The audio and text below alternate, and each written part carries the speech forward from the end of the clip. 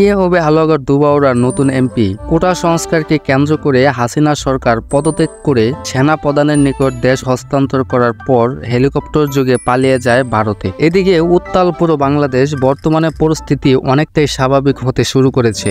সবকিছুর পরে বাংলাদেশে সবকটি আসনে নির্বাচন দেওয়া হবে। কথা হচ্ছে, আওয়ামী লীগ সরকার দেশ ছেড়ে পালিয়েছে এবং সজীব ওয়াজেদ জয় স্পষ্ট ভাষায় বলে দিয়েছেন শেখ হাসিনা সরকার নির্বাচনে আর কখনোই আসবে না। তাহলে ধরে নেওয়া যাক আওয়ামী লীগ আসছে নির্বাচনে অংশগ্রহণ করবে না।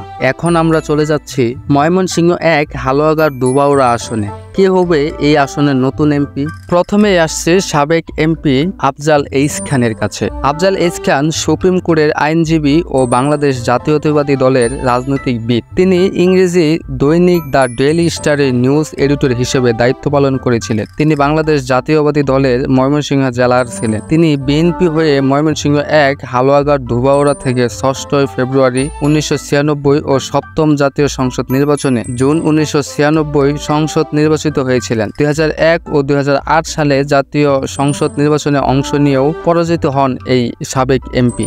এখন আসছে আরেকজন রাজনৈতিক ব্যক্তিত্বের কাছে। তিনি হলেন সালমান উমর রুবেল। ময়মনসিংহ ১ হালুয়াঘাট দুবাউড়া আসনে আলোচনায় রয়েছে খালেদা জিয়া মুক্তি পরিষদ কেন্দ্রীয় কমিটির সহসভাপতি, হালুয়াঘাট উপজেলা বিএনপির যুগ্ম আহ্বায়ক সালমান উমর রুবেল। জনগণের পাশে থেকে বিভিন্ন সমাজসেবকমূলক কার্যক্রম চালিয়ে যাচ্ছেন তিনি। দীর্ঘদিন ধরে সালমান উমর রুবেল দুবাউড়া হালুয়াঘাটের জনগণের পাশে যাচ্ছেন বিএনপির প্রচার নিয়ে। জনগণের কল্যাণের জন্য তার রয়েছে নিজস্ব প্রতিষ্ঠান উমর ফাউন্ডেশন। দুই উপজেলায় হাজার হাজার মানুষের বিনামূল্যে চক্ষু পরীক্ষার মাধ্যমে সেবা প্রদান করে আসছে সালমান উমর রুবেল। তিনিও এমপি নমিনেশন প্রত্যাশী। বিএনপির আরও এক উজ্জ্বল নক্ষত্র।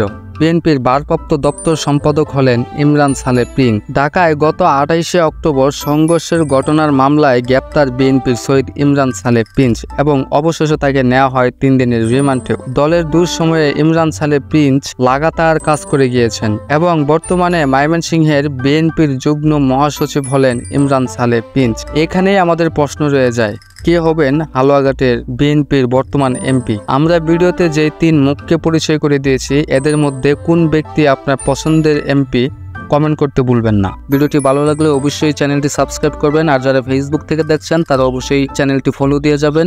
অন্যকে দেখার জন্য ভিডিওটি শেয়ার করে দেবেন। দেখা হবে অন্য কোনো ভিডিওতে। এ পর্যন্ত সবাই ভালো থাকবেন। Good bye.